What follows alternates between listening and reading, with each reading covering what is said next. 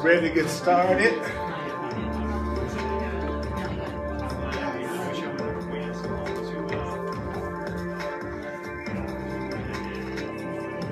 We're going to be on page, it's going to be a deep section today. It's going to be on page 462. No, 562. We're going to be on page 562. I want to welcome everybody online, welcome everybody in the room. We're doing the Course in Miracles, Our Mighty Companions. It's a gang online, so that's always good to know, good to feel. So let's just take a breath a minute and let ourselves get kind of tuned in.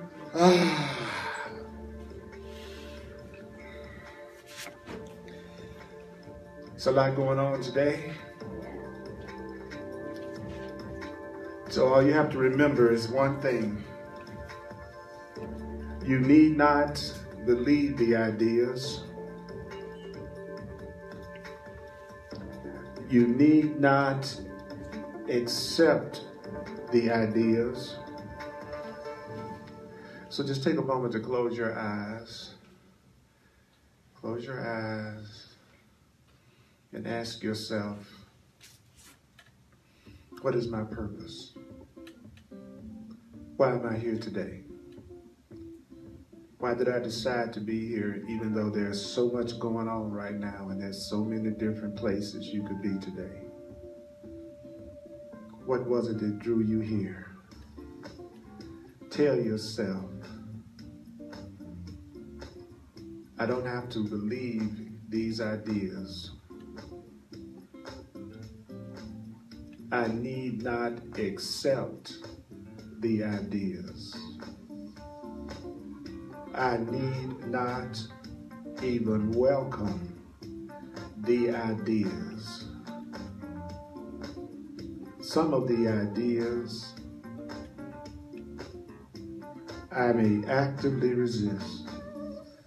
Some of the ideas you may actively resist. Here on Facebook Live, some of the ideas you will find hard to believe, and others may seem to be quite startling.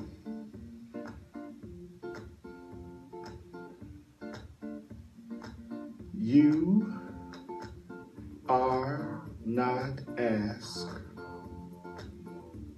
to judge the ideas at all. Say it one more time. You are not asked to analyze the ideas at all. So what's the deal? Their use will give the ideas meaning to you.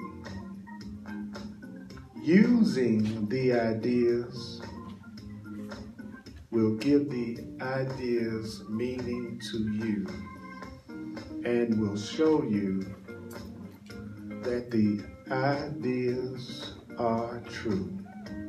Their use will give the ideas meaning to you and will show you that the ideas are true. Their use will give the ideas meaning to me and will show me that the ideas are true. Using the ideas will give the ideas meaning and will show you that the ideas are true. So go within and ask your divine self, the Holy Spirit, say, silently to yourself, really, I invite you to do it, even if there's resistance to actually doing it. Say, show me that the ideas are true. Holy Spirit, show me that the ideas are true. Say that to yourself. Show me that the ideas are true. Holy Spirit, show me that the ideas are true. show me that the ideas are true. Loving Spirit, show me that the ideas are true. So we're going to talk about one of the things that people don't like to do a lot in the world. And what that is dealing with what we call unfairness of blame, the blame game. So we're going to be on page 562. The section is called The End of Injustice or the End of Unfairness. So we're going to talk about the end of unfairness. The Course in Miracles says justice just means fairness. That when you talk about justice, you're just talking about being fair. Justice is fairness. Justice is, I'm going to take about 5 minutes and get everybody in. Justice is fairness. Justice is fairness.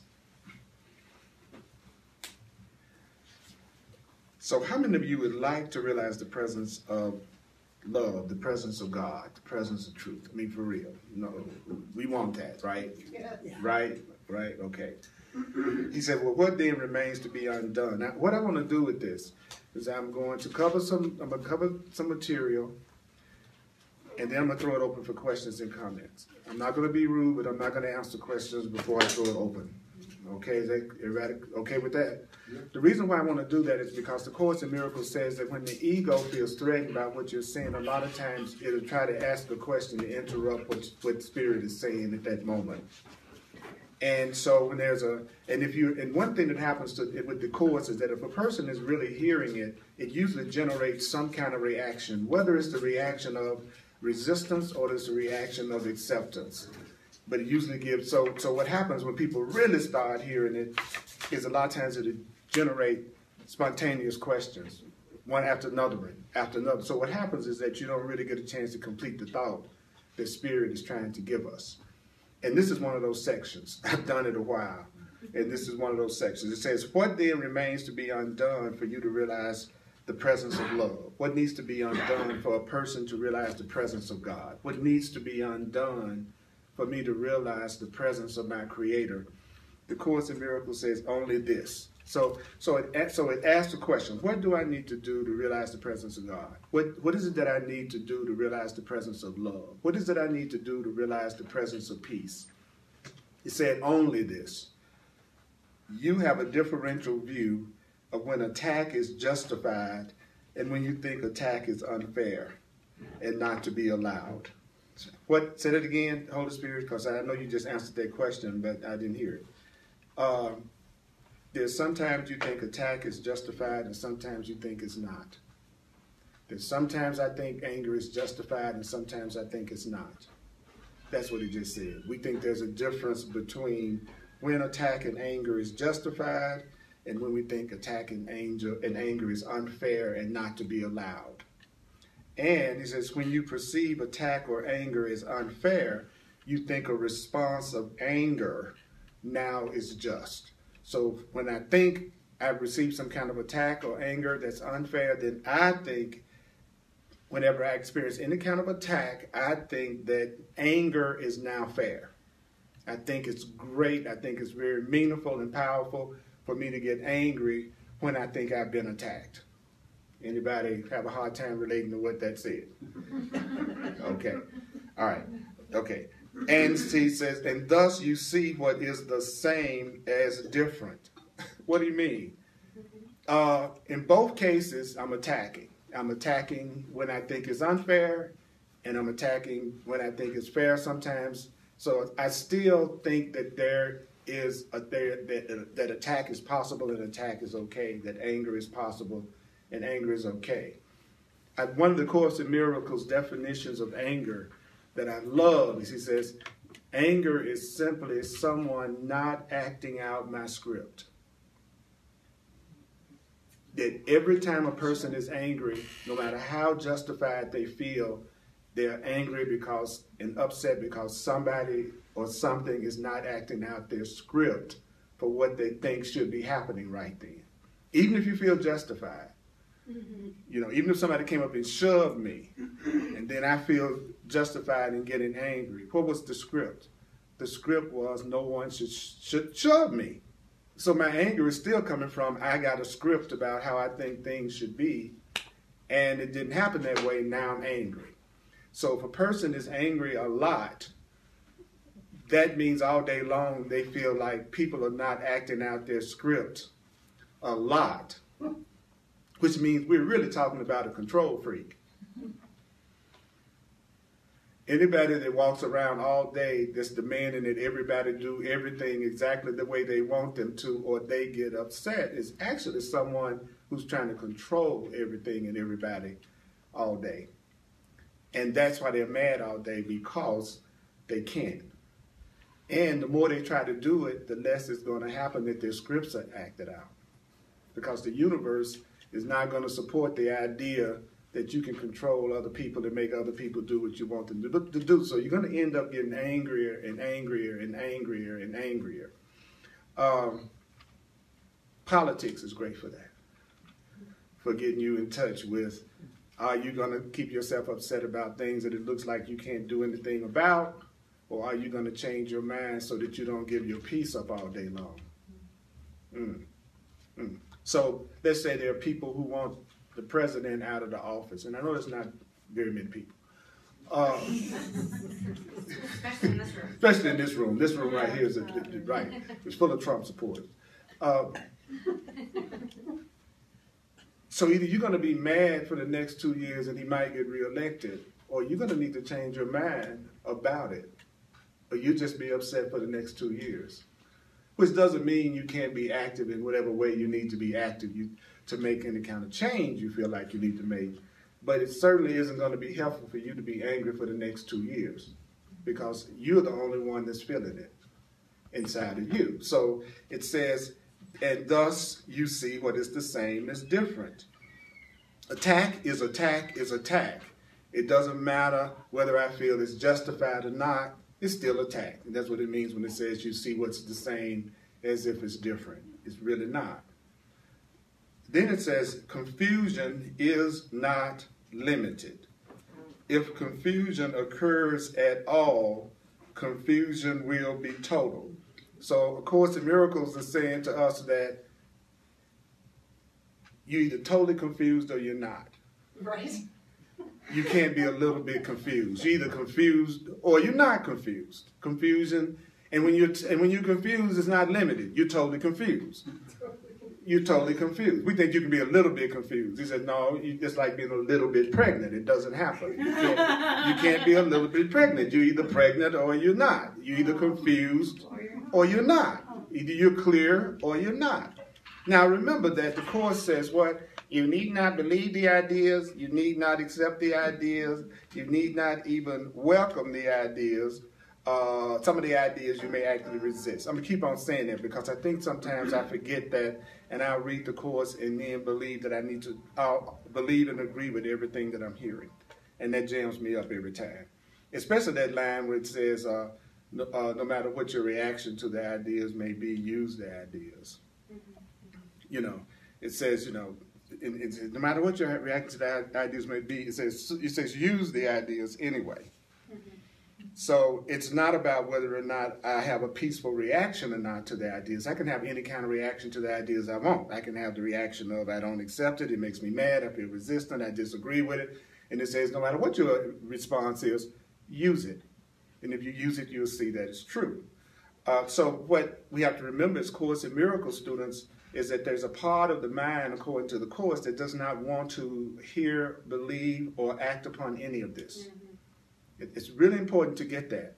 That there's a part of me that doesn't want to accept what this is saying. And if I go ahead and admit that, then it's easier for me to move past it and hear what it's got to say.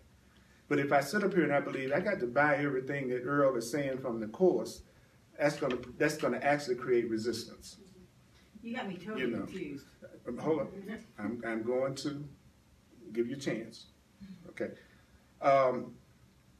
Well, there are some situations when you think attack is justified, and some situations you think it's not. There are some situations people think it's okay to get angry and it's justified, and sometimes people don't. What's confusing about that? That's all it's saying.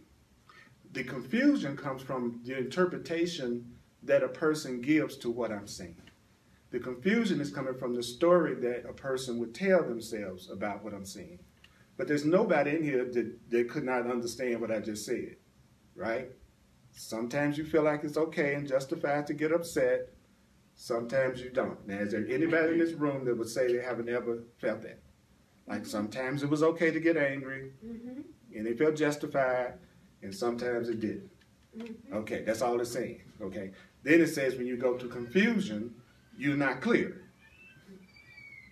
Then it says, and the presence of confusion in whatever form will hide the presence of God and hide the presence of love and hide the presence of peace. Why?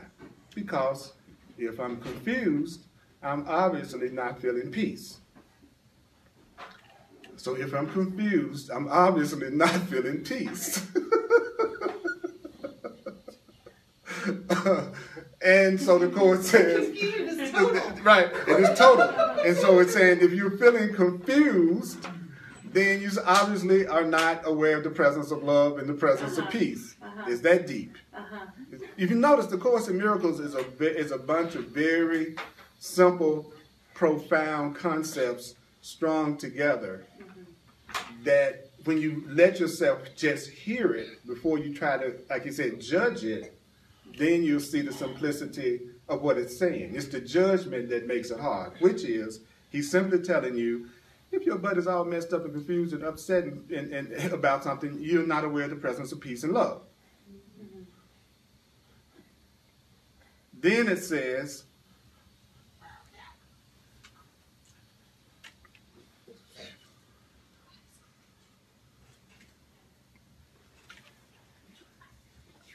that God is known with clarity or not at all. So peace is either known with clarity or not at all. I will only know love and I will only know peace with clarity. So if I don't have clarity, I don't have peace. So now when I get upset, I tell a person, right now, I am not feeling peace. So I am not seeing this clearly and correctly. And so therefore, I'm going to take some time to change my mind and see this correctly. And so I'm not going to proceed with anger because I know I'm not seeing or hearing any of this correctly. Everybody with me on that one? Okay? And then it says, confused perception will block knowledge. So when I'm confused, I don't know what's going on. Confused perception blocks knowledge. Notice that the Course in Miracles is just making statements, almost like universal laws. It's like saying, you know what, if you're confused, you really don't know what's going on. If you're confused, you're certainly not having peace right now, so you're not aware of the presence of love in God when you're full of confusion. And when you're confused, he said, he's restating the same thing again. It will block knowledge. So if I'm confused, I don't really know with absolute certainty what's going on. Then he says, it is not a question of the size of the confusion. It's not the question of whether I got a big confusion going or a little confusion going or how much the confusion is interfering. It says the simple presence of confusion shuts the door to the presence of God and the presence of love. And so the love is there, the peace is there, and you don't know it. So when I'm upset, peace and love is there, but I don't know it. When I'm angry, peace and love is there, but I don't know it. So what is the message?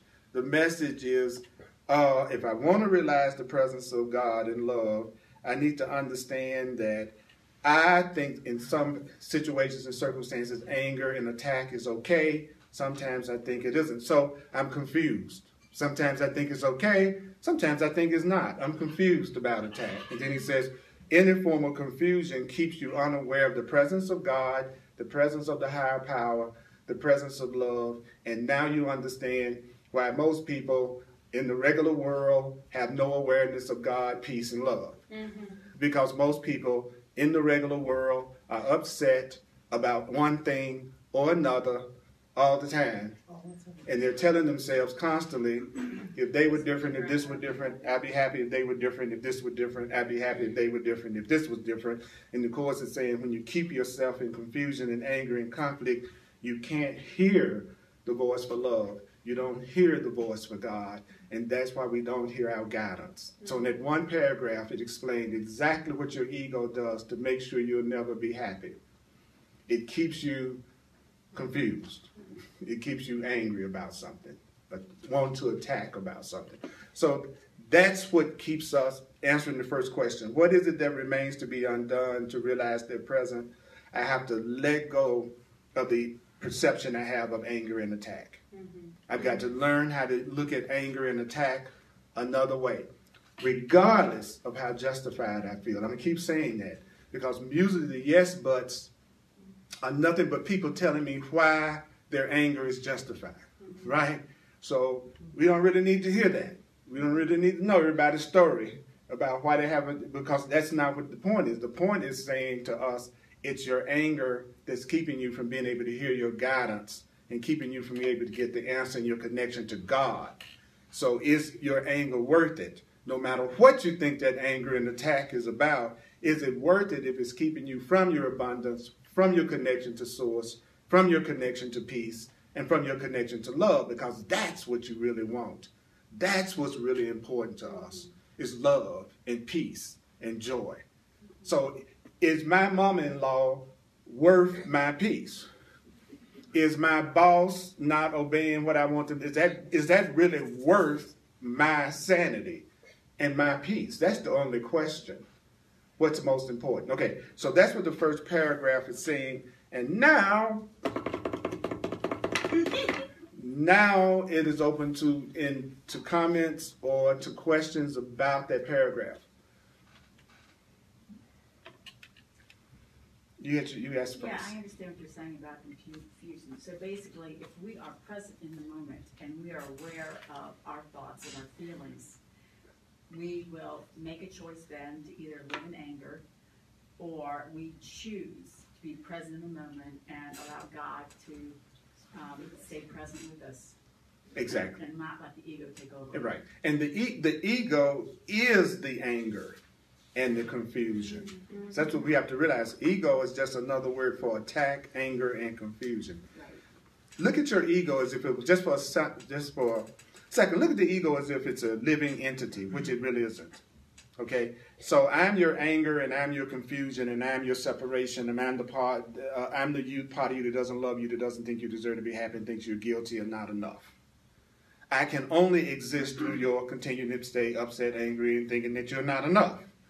That's the only way I can continue to exist. So if I'm going to exist, I got to keep your butt going through stuff all the time. I got to keep you in some form of upset, some form of anger, all the time. And so I'm going to steer you to everything and everybody that keeps you upset. That's going to be who you're going to be attracted to for relationships. That's who you're going to be attracted to in terms of the financial situation you create for yourself, or the spiritual, or the health. There's a part of the mind that only survives through conflict and confusion, and the Course calls it the ego. It's the part of us that the Course says we listen to all the time. And that's why people are unhappy most of the time. They're not listening to anything but their ego. The part of them that what? Feels justified in anger and attack. Right? So the most shocking thing, like I'm going through the most shocking part, one of the most shocking parts of my own spiritual growth right now, which the Course describes in like chapter 30. When it says, you will get to the point that there is nothing external in your experience that is giving you anything but love and peace. And you'll still be finding yourself still having the ego, the anger, the upset, the frustration, all that. So then you realize clearly that you were never unhappy, angry, and upset about any of the things you were telling yourself you were upset about, because when those things are gone, you still don't give yourself 100% peace. I'm not talking about that little every now and then peace because, you know, somebody did something you wanted them to do. That's not real peace. We're talking about the kind of peace that can't be shaken by anything. See, most people say they feel peaceful. Usually all they're doing is saying the script that I wrote for today kind of went the way I wrote the script. And so they're saying they're having a great day. Yeah. Right. It's not real peace, but that's what most people call real peace. When they say they're having a great day, it just means the fantasies that I've had, a lot of them have happened. The person that has true peace could have the biggest, what we would call tragedy in the world happen, and they would still maintain their center. Their peace isn't based on other people's behaviors and situations and circumstances. So be able to maintain their center genuinely. Yeah, that's what I'm saying. The real deal. Not like, the real deal. Oh yeah, I'm fine. Yeah, I'm just great, right. Yeah. The real deal. The real deal is what we're talking about. Peter, you hit your hand up. Yeah. Excuse me, my throat's a mess. When you're talking about, like, if you have just the slightest amount of confusion, you're just totally confused. So that causes me a lot of stress because I'm confused slightly, majorly, whatever. So, it's like I sit there and think, like, oh, am I ever going to be able to get out of not having, like some confusion? And then, I guess I'm too much of a black and white guy, Well, this is as black and white as you can get. If you're confused, you're totally confused. That's black and white. So I'm wishing that there was like a gray area. Yeah, well, no, I could exist in, as I transition. But I know the Course always says you can't have one foot in one, family. It's called a course because the entire thing is to teach you how to get past the confusion and the upset. It's from beginning to end. It's telling us how to get past that. So I guarantee you, if you actually do the course and read it and do the workbook, what you just said will not be an issue. You will get past the confusion. And see, we want to get it's like wanting to get the results of something without us doing our part. No, I'm not talking about, I'm just saying that that's a really big part of what we do. I'm not going to sit up here and say anything to anybody that's going to completely change their mind. You're not going to go to any class and hear anybody, and it's going to completely change your mind. It's going to be your own attention and study and application that changes your mind. But the first stage to accepting the truth is hearing it. And so what I try to do is be a means for people to do stage 1 and hopefully stage 2, which is to hear it. I need to know that what keeps me from being aware of God in my life is I think sometimes it's okay to attack people and sometimes it's not. I need to know that my confusion is why I don't hear my guidance and why I'm not aware of the presence of God. And then that even motivates me even more to want to what? Learn how to let the confusion go, which is going to do if we keep going. It's going to tell us what to do to get past it. Can I just, so I'm not, I wouldn't be sitting here if I didn't believe the Course would get me to where I want to be. I guess it's like I get caught in these things of like not feeling I'm ready or capable, which is my own feed to myself, of doing something that I hear. Because I think, well, I have to do it in totality. Okay. And there's sometimes, I just don't understand the transition between my belief that I need to do it in totality and what I need to do along with it. It's what I just got through saying. And I know I have a hard time. It's what I just finished saying. Okay, I'll listen to you. Please. It's like there's a part of your mind is determined not to hear it in order to keep you in confusion. And I keep answering you. Right. Yeah. So how would you, and I came in a little late, I apologize, but how would you apply this when you have like chronic physical pain and there's times where you just don't know how you're going to be able to keep going, and sometimes where you think you can't keep going. You take the lessons from the workbook that you're studying and you say, right now my sickness is a defense against the truth. This is my call for love. This is confusion. It's keeping me from hearing right now what God is saying to me. At least I can decide. I don't like what I feel now. And so I hope I'm wrong. And I want to see what you're doing is You're asking questions that the answer is in the material. And also in terms of what I've said. Matter of fact, Chris, you've been around long enough that I know you know the answer to what you just said. You know it. You know it. You've heard it for years. And so what you got to do now is you have to apply it to the situation. I have pain. That means I'm deceiving myself. That is pain. That is my call for love. It's just the course is full. I am entitled to miracles. I have but one problem. That one problem has already been solved. I am sustained by the love of God. There is nothing to fear. Let miracles replace all grievances.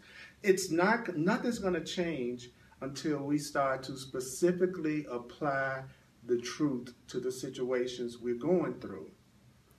That's how it happens. And it ain't going to happen overnight because you did not learn to think the way you learned overnight. You think the way you think because you were told and taught that. So the Course says what you have to do is undo the way you've been taught and then acquire a new way of looking at it. And that's how it describes the workbook. It says the first part of the workbook is the undoing of the way that you learn to see things. And the second part of the workbook is the acquisition of the new perception. And I'm not trying to be uncompassionate. It's just that we know that we've got to do it. That's all I'm saying. There's nothing left for you to do it. But the cool thing about it is when you start to try to practice the truth, the Course says you got the universe, you got spirit, you got God, you got all of creation behind you when you start to really want to do it. And it says the Holy Spirit is the healer. But what you have to do is use your workbook lessons and the stuff that the Course is teaching in order to show, he says it's a symbolic gesture that shows you're willing to be healed. In other words, we like to talk a good game, but we don't want to do it. So it's not like spirit won't help me unless I do it, but it's like I got to do something to show that I'm willing to see it differently. And I could just as easily be telling myself the truth as I could have shared all the reasons why I'm blocked and feel like I can't do it right now. I could have just as easily said, okay, I need to recognize right now that the only problem that I have is confusion. That's what he's trying to tell me is my confusion is what's keeping me from hearing God's voice, which would tell me what to do about my pain, which would tell me how to deal with my pain. So what I should be focusing in on is how do I let go of my confusion? Well, the way that I let go of my confusion is to accept the answer that I'm getting as to why my confusion is there. My confusion is there because I don't recognize that my ego is constantly trying to keep me in pain, and I won't get out of pain until I stop attacking, until I start looking at anger and attack differently. In other words, I'm getting the clarity, but it's opposite to what I've been telling myself. And so I get the clarity, but I don't see it, and so therefore I stay confused. See, now I know my confusion is just a trick of my ego to keep me from remembering the truth, that I have God and God is with me. So now I'm not confused about my confusion. I know my confusion is a means to keep me from recognizing the truth. So what is the whole book? The whole book is nothing but the truth. So what do? Remember what the book is teaching me.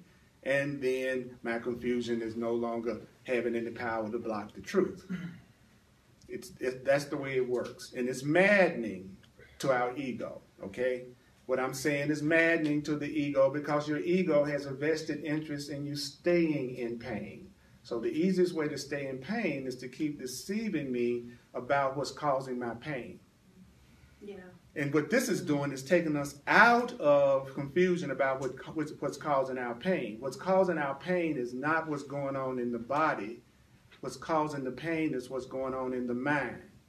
And so as soon as you start to think differently, your pain will be perceived differently, is what it's telling us. And so it's saying, I'll give you a step further. I'll even tell you what you could think to get rid of it. And then I'll just say to you, repeat it without even believing it. Now, you can't get much simpler than that. I'm going to tell you what to say. You don't have to understand it and you don't have to believe it. But if you say it, you'll see that the ideas will show you that they're true. What my ego does is say, I need to understand it. I need to agree with it. I need to see exactly every little phase of it before I can use it. And he's saying, just open your mouth and say, I am never upset for the reason I think every time you get upset. No matter what your reaction is, no matter how confused you are, no matter how much resistance you have, the book says, your understanding is not a powerful contribution to the truth. Your understanding something has nothing to do with it being able to help you. All you have to do is do something to show you have a willingness, which you did just by walking in the door. What you did just by, okay, I'm going to do one more minute, I'm going to go further, because one question just leads to another, we won't go any further. Yes? I have a question. Every morning I wake up, as you all know, I thank God in advance for co-creating all my thoughts, because if your thoughts aren't co-created by God, they're co-created by Satan. So I thank him in advance for co-creating all the thoughts that I have. My other question is we all have free will.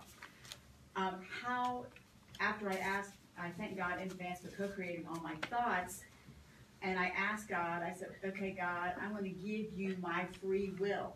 I don't want it. I want to live according to you, God, and give you back the free will that you gave me. How does that play with, because seriously, that's what I want to do. And I feel in my heart that if I can give my free will back to God, since God co-creates all my thoughts, the thoughts that I have will be loving thoughts. Does that make sense? So what's the question? The question is, am I right? I mean, if I give my free will back to God, does it help slow down the ego? According to the Course, that's the thing to do. The thing that the Course is saying that we're supposed to do is give our minds back to God the way God gave them to us, which was full of love and full of peace. So yes. Okay. Okay, absolutely. All right, the next paragraph. What does it mean if you perceive attack in certain forms to be unfair to you?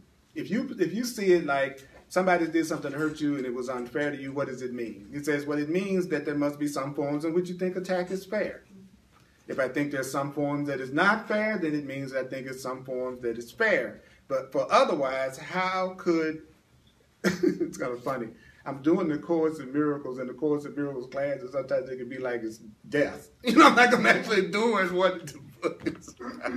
It's funny. This book is a trip.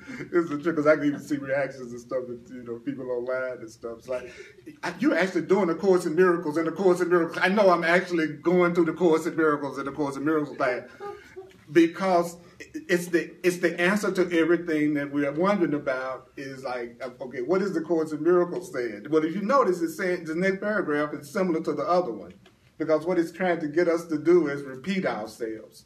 So it said, what does it mean if you see attack in certain forms to be unfair to you? Well, it means that there's some forms in which you think it's fair. But otherwise, how could some forms be evaluated as unfair? So what does that mean? Well, some forms of attack are given meaning and perceived as sensible, and only some forms of attack are seen as meaningless. It's okay for me to go overseas and, wipe out a few enemies.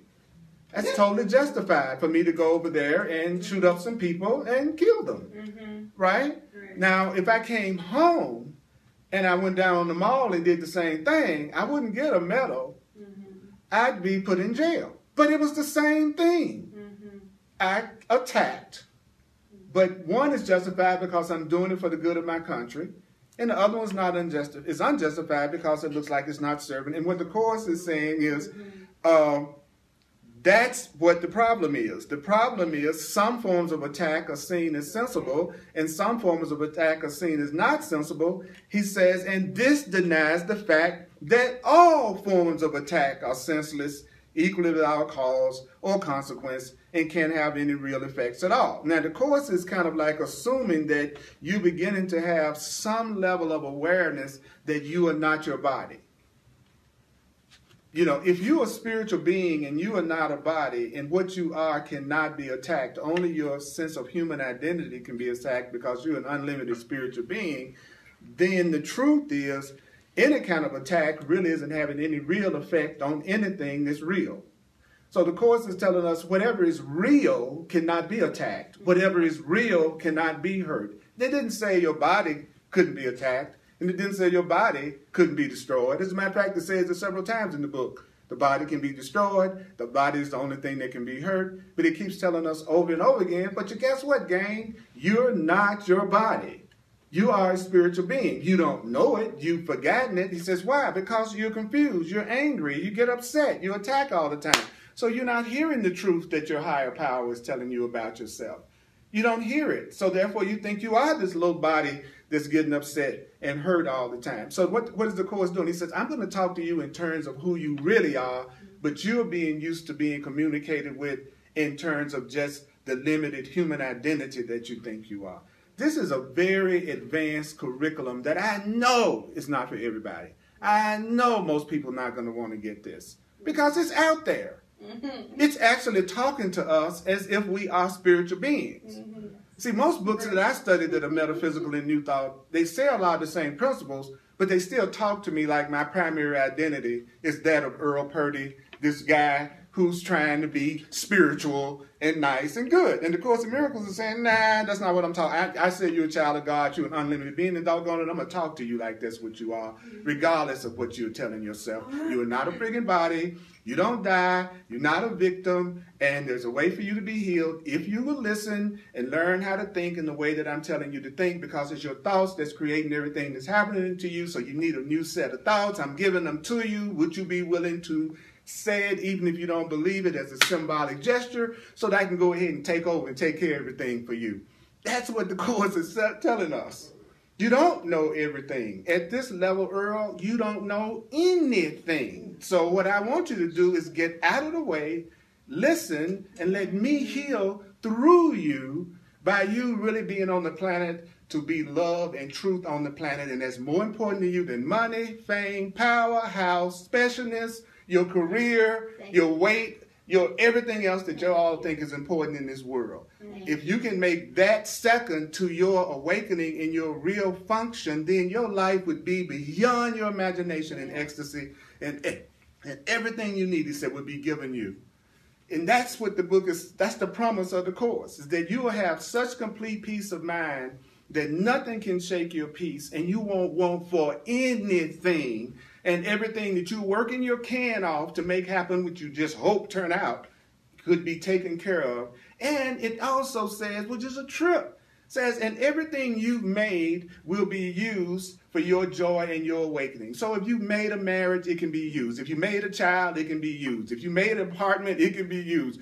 If you, whatever it is you're doing in the world that's so important, the lawyer in you, the teacher in you, the postal worker in you, whatever you're doing in the world, it says, I will use that as a means for your awakening into the love and peace. So you're not being asked to make a sacrifice any kind of way. It's not even saying you got to not enjoy the physical things that you created in the world. It's just saying to you, look, y'all, it's neutral. It's you know, your car is neutral, your house is neutral, your body is neutral, sex is neutral, money is neutral. You're either giving yourself hell through that body, or you're giving yourself peace through that body. You're either giving yourself hell through your financial situation, or you're giving yourself peace through your financial situation. And so it's saying, stop believing that anything in the physical world is sinful, that anything in the physical world is something to feel guilty about or bad about. It's not bad unless you're calling it bad. So stop making yourself feel guilty about stuff that God don't care about no way, because it's temporary. You know what I'm saying? Okay, you smoke a joint, you get upset about it. Will it be around 300 years from now? No. So you're making yourself feel guilty about something that doesn't even ultimately even matter. Now, can you make yourself feel confused and guilty about it? Yes. Now, that's when it's no good for you. Right. Because now you're getting ready to punish yourself every time you take a puff. Right. And so now you need to put it down. You don't need to be smoking nothing, because you're going to punish yourself through it. And then that's not even a good high. And certainly if you're punishing yourself, yeah, you know, it's really funny. It's really funny. It's like I think about how people make such a big deal about Denver legalizing marijuana. I see less marijuana now than I did before it was legal. When I go to parties and other things, I see it less now than I ever have seen it. Right. Because all you have to do is take the guilt away, and we ain't really that interesting. They did a research, and they said that there are fewer teenagers smoking marijuana now in Denver than before. That it not only didn't increase, it decreased. And from a Course in Miracles perspective, I know exactly why. The ego needs guilt. My fear part of my mind needs guilt. It's in order to exist. My separated, fearful self needs guilt and confusion in order to exist.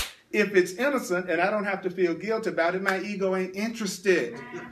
So therefore, you end up letting go of any addiction that you have because there's no guilt attached to the addiction. The addictions that rule people are the one that there's a lot of guilt attached to it. And that's what he's saying.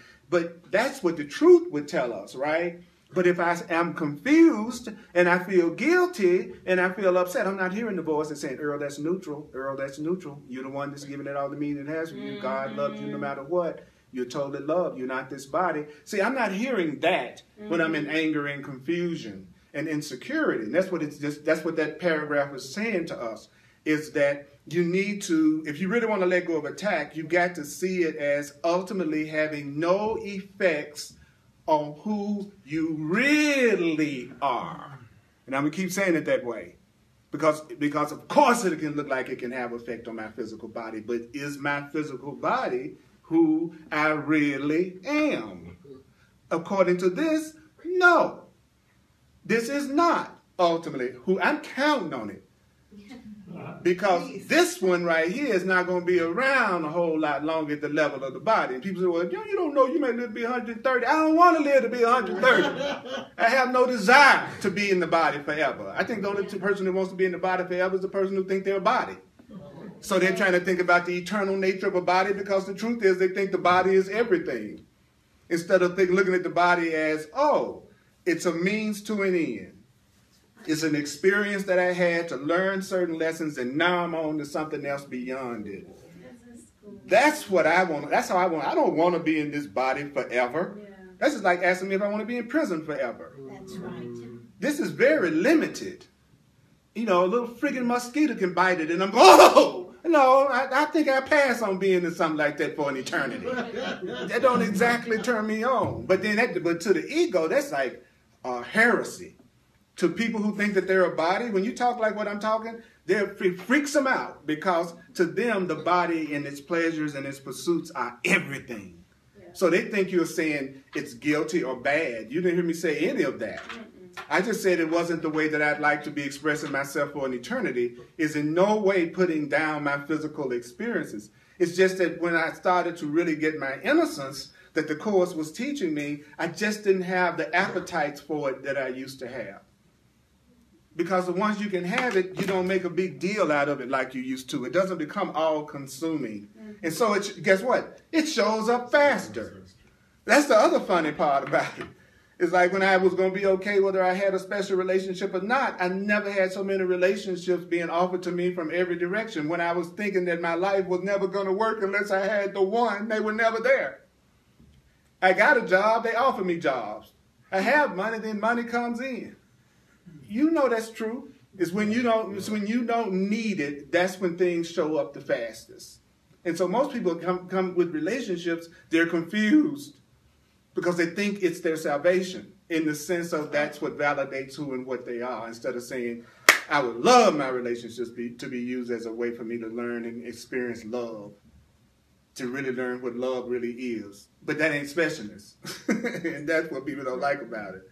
If you say you want to learn what love really is, then you better get ready. You better hang on to your seat, because you're going to find out love ain't nothing that you think it is at all. At all.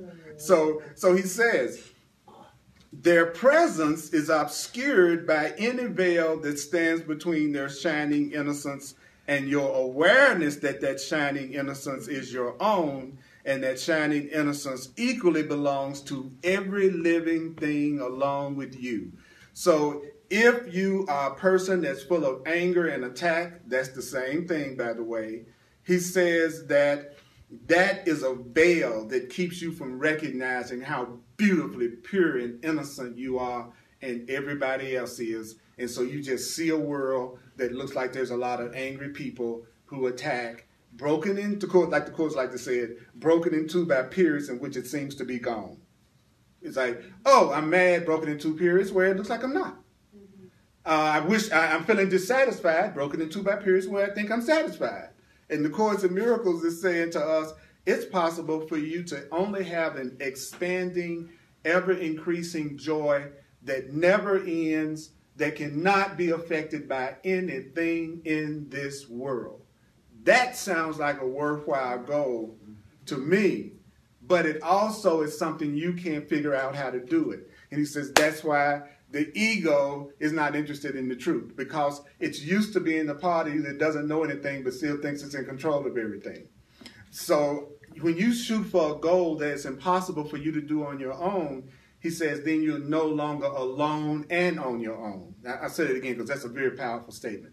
In other words, if I choose to do something that I can't do by myself, he says then you'll no longer be by yourself. The universe will support you because you've asked for something you can't do by yourself.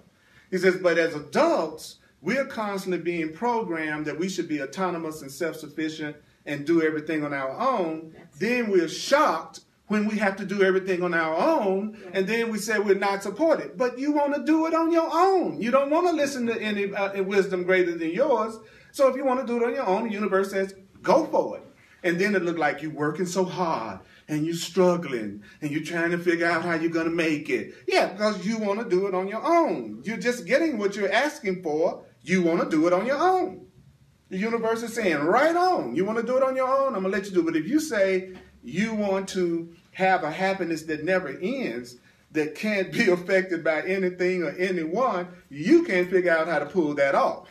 So it automatically means that a person would have to get on the spiritual path and learn how to listen to their inner guide and their higher self, because you can't do what the Course is saying on your own. That's why he doesn't. That's why it's not interested in your understanding, because being interested in your understanding would insinuate that there's something about your ego that's needed. And he's saying, no, when I was a kid, my mom said, sit your butt down in the corner and I'll take care of things and I'll get back over here in a minute. So she give me something to play with. And that's what this world is, something to play with while you're being healed. Because we're like little children. It's like we're little God children. But the problem with being a God child is your butt can create a whole reality around you. You can create. You're a God child. You're a creator. What you focus on and believe and give your attention to, you're going to call to yourself. You're going to create all around you. And so that's what's freaking us out. We don't know we're the one that's sourcing all the stuff that we're going through. So the ego said, feels guilty about that. If it's a challenge with your body, then feel guilty. Because if your thoughts were different, then you wouldn't have this challenge. Then I go, well, did that make you feel better? To beat yourself up about the condition of your body or your physical situation? Did that make you feel better? Then the person goes, no. But that's how you know it's a lie. He said, that's how you can always tell a lie. A lie doesn't give you any peace. A lie doesn't inspire you. A lie doesn't make you feel good about yourself.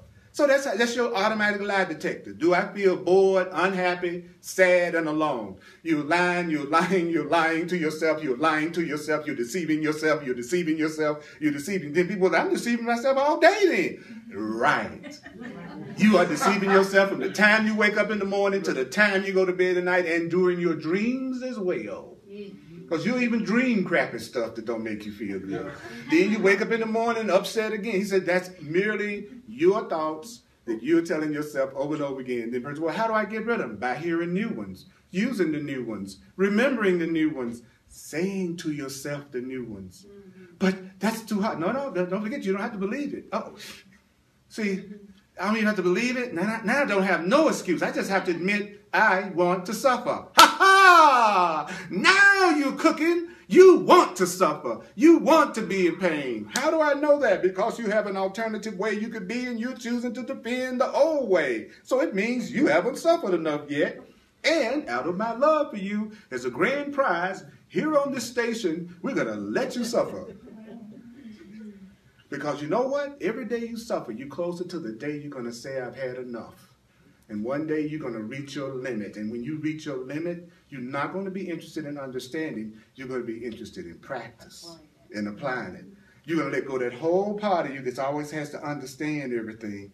And you'll be focusing on, what did he tell me to do? Well, he told me to tell myself to remember that attacks on myself are not really affecting my real self. He's telling me that the presence of God is hidden. And I don't know that I'm innocent when I'm full of anger and attack and confusion. He says, God limits not. So it isn't love that's limiting you. So that's another good thing it's teaching us. How can I tell when I'm in love?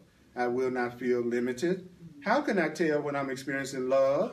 I do not feel limited. Oh my God, I'm in a relationship. Oh my God, I'm making myself feel limited in that relationship. Not that the other person is making me feel limited necessarily. I'm making myself feel limited. So what does that mean? I'm not expressing love in that relationship. I'm not expressing love in that relationship.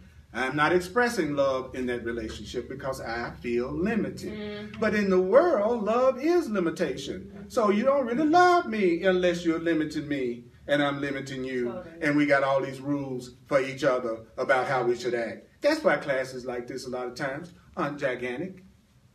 Mm-hmm. The truth is hard for scary people to hear. Mm-hmm. Frightened people hate words like freedom. Mm-hmm. Frightened people do not like freedom. Yeah. People are getting scared. The more afraid people are, the more conservative they vote. That's a research that's been proven over and over again. Scared a nation, they're going to go toward conservatism. Yeah. If people don't feel afraid, they'll put their toes in the things they haven't maybe ever tried before. Because that's what being unafraid means. It means I'm going to zip line because I'm unafraid. It's something I haven't ever tried, but I'm not afraid, so I'm going to go do it, right? So if we can keep each other afraid, then we're going to keep each other unaware of who we are. And prisoners. And prisoners. That's right. That's right. And so the Course is saying God doesn't limit, and what is limited cannot be heaven, so what is limited cannot be love, so it must be hell, which he defines as fear. So if it's not heaven, it's hell. If it's not love, it's fear. And if it's limited, it can't be heaven, it can't be real, it can't be love. So people will say, well then, how is that practical? That is so friggin' practical. If I go into any kind of relationship and I see myself being completely afraid, I know I'm not seeing the truth of that relationship. I know there's something I need to find out about that. I know it's something I need to look closer. But I'm not blaming the other person. I'm not, notice nothing about that fear that I noticed that I say, I'm going to walk up to you and say, see, to me it's insane for me to walk up to Paris and go, Paris, I get afraid every time you yawn. Okay? So if Paris doesn't yawn, then I'll feel happy. Yeah. Then that's completely giving all of my power and all of my happiness to Paris. But that's what the ego tells us. Then, so I'm going to sit down and Paris and I are going to process now. Yeah. Right? So Paris and I are going to sit down and we're going to process, and I'm going to tell her all the ways that it bothers me because I can't, I've got to be honest. So therefore I have to tell you everything that you're doing that's upsetting me because it just offends me. And so you're supposed to not do anything that ever offends me again. And so a good meeting would be you completely agreeing to do everything that doesn't upset me. Now, if we do that,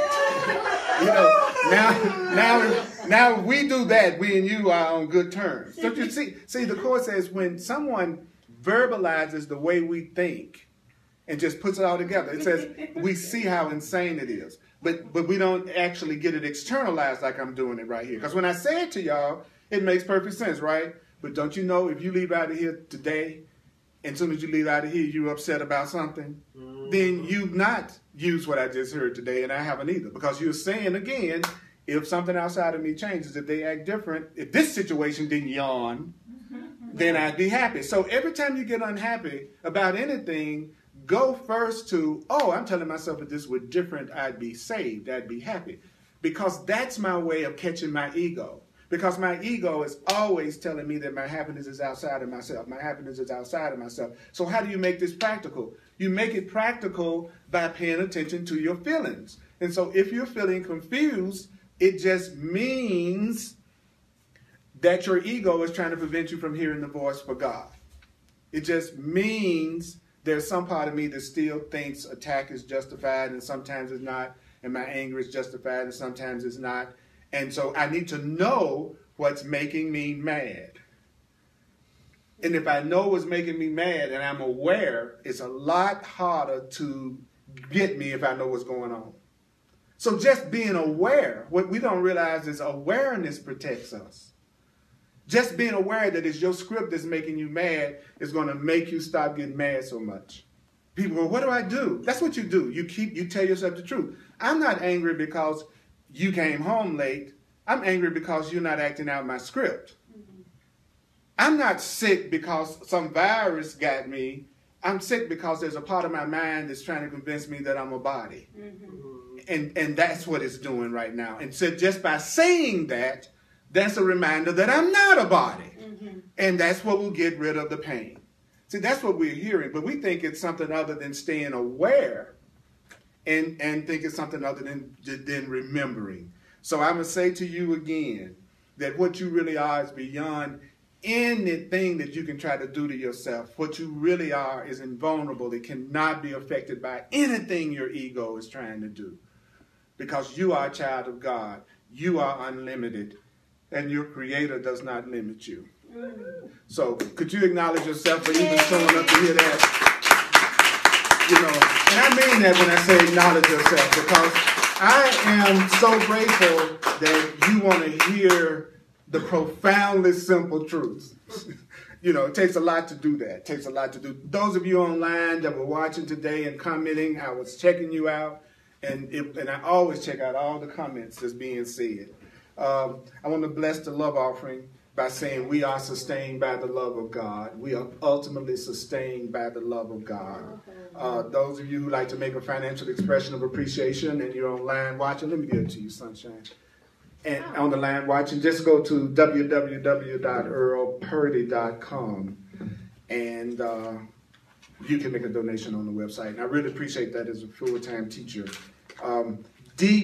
Deep transformation. That's what I was saying earlier about you're going to get to the point that if you practice the course, you're going to get to the point you don't have external challenges like you do right now. And then you'll see that where the work really needs to be done, and you'll really do it then where it really needs to be done, and you'll get the miracle. But Spirit is so cool that even when you're in the interim, it will seem like Spirit will even attract the people to you who seem like they're acting out your script, even though you don't have a script that you're trying to get them to act out. And that's the thing that's such a trip, is that he says, I'll take care of your foolish, he calls it foolish needs. So I'll take care of your foolish needs as well as your real needs. He says, but under one condition, like you can have your fantasies in the world and they can be met, but under one condition, you don't use what I supply you with to keep you lingering in your ego and lingering in time and to go to sleep, which is what most people do. As soon as they start to manifest, they get lost in their manifestations and stop doing the spiritual study they were doing to create the manifestation. Then I manifest the car, now it's all about my road trip. Right? I manifest the relationship, now it's about I got to be with them every second of the day, whether we ever study or focus on the truth or not. So then we use what's being provided as a way to delay ourselves. And he says at that point, Holy Spirit will not provide you with what you use to delay yourself, but your ego will. Your ego will. So your ego will send you a relationship that's hell, that you're constantly going through hell in, because what? Confusion and upset does what? Keeps you from knowing the presence of God. So yeah, your ego will also try to provide your foolish needs, but the way you can tell it's your ego is you go to sleep in it and you forget the truth in it. That's how you can tell your ego sent it to you. You receive money and all of a sudden it's all about the money. And how can I protect the money and hold on to the money? Well, then now you're using money to keep you separate from God, to keep you separate from the truth. But if I received it and then go, how can this be used for the healing of myself and the world? Now I have a whole nother reason for money that's not a delaying maneuver. You know, it's like he says it's all about what is the purpose you want to use it for. It's going to determine its effect on you. What do you want it for? He said, so that's the first thing the Course in Miracles says. A person should ask themselves, okay, you want this, but what for? What do you want to come out of this? You know, you want to go out with me, what for? You want to spend time with me, what for? You want me to go, what for? Why? And I'm asking myself that more and more in all of my connections with myself and others. Okay, why? What do you want to do this for? What do you want to see them for? What do you want to happen in that encounter? And it's great to know there's number two uses you can put anybody to. You can either use them to keep you feeling guilty or asleep, or you can use them to help you feel innocent and recognize the truth and stay awake. There are but two things I'm doing with anything in my life, you know. And that's what's so cool about even like pride today. The same thing. Anything that's not hidden, that people feel innocent about, expressing themselves, that's healing. That's healing, you know. And so I want all the people in my life to feel like they could express anything that they want to express around me and know that I'm not going to condemn them for it. Because that's when whatever is paining them will go away the fastest. Mm-hmm. It's when they can share it and not be judged for it. So I'm available for one-on-one sessions, clarity sessions. If you go to my website, earlpurdy.com, it explains it, and there's hundreds. Think about the Course says, it's about the repetition. It's about hearing it over and over again. I'm telling you, if you Google the Course in Miracles, I mean, I got over 1,000 videos on YouTube, literally, of classes. And there's so many other teachers that has incredible information and videos. So anybody that really wants to change their mind, technology has given us a boon that's incredible. A boon that's incredible to do that. In other words, Purdy, you have no excuses. None of us have any excuses. You just have to admit either I'm ready to change because I've reached my limit, or I still just have a little bit more that I want to suffer right now. But even the suffering, I think, is the answer. That's why I keep suffering. I still think, especially if you grew up like I did, being taught you're going to go to hell and God is a punishing God and you're a worm of the earth and all the other stuff. I mean, that's what they teach in fundamental religion when I was growing up. Y'all know that? Yeah, when they still teach it. You know, so there's a part of me that believes that suffering is okay. That's how you become a good person. That's how you get healed. Yeah. So if you know there's a way out of your suffering and you don't do it, just admit to yourself, I want to suffer. I want to suffer. No, and then if you say that, you're going to go, I don't really want to suffer. No. That's the weird part about it. Right. You know, if you say, I want to suffer, I want to suffer, I want to suffer, you're going to go, well, no, I don't want to suffer. But people don't want to say that. Well, if you got a way out, Purdy, and you're not using it, you want to suffer. I want happiness. So I want happiness. Oh, my God. You said I want happiness? Well, that means you got to be ready to recognize everything you're doing that doesn't make you happy, that's keeping you from being happy. Right. So there's one thing I want to say to you before we go out to the rest of the day.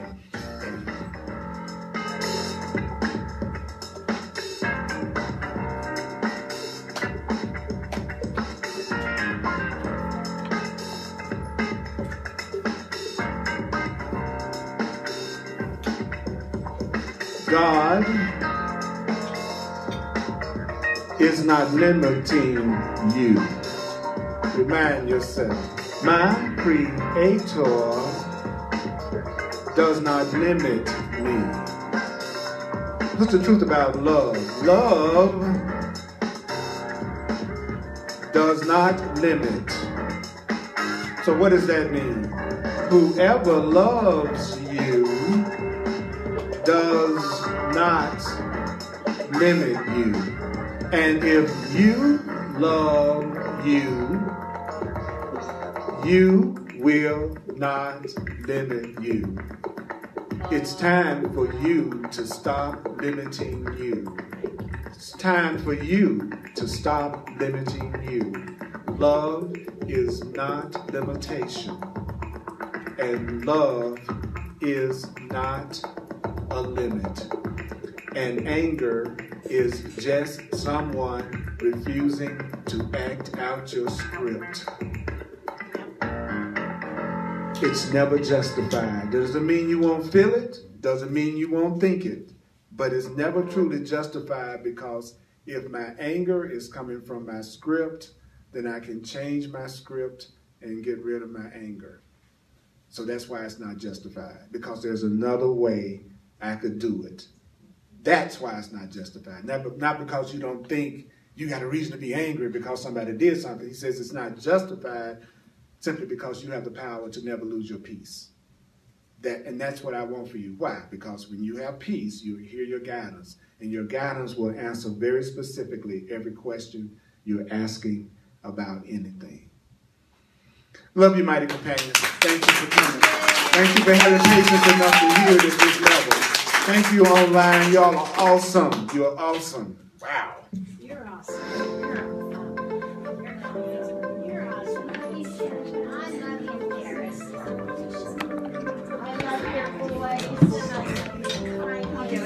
Thank you, darling.